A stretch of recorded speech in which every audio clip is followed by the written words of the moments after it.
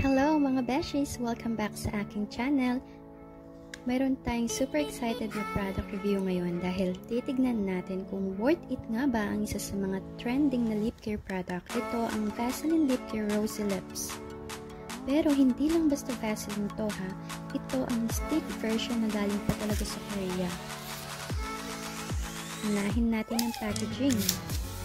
Ang ganda nitong stick format, very handy, hindi siya messy, unlike yung thin version, kaya perfect to para sa bago kahit sa bulsa mo, pang touch up on the go.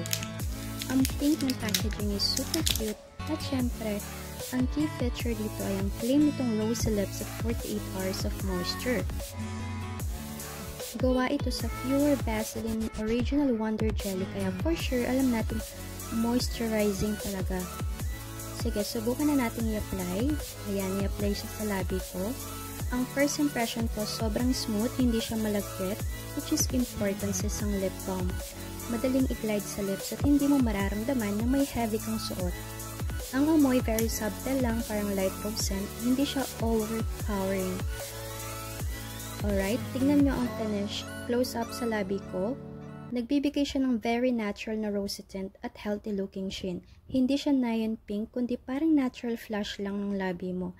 Kaya rosy lips niya talaga.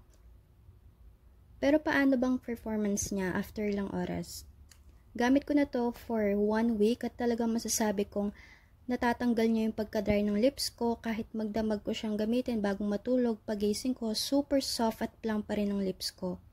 Ang final verdict ko, kung naghahanap ka ng lip balm na moisturizing, hindi malagkit, may natural na kulay at made in Korea pa, bilhin na.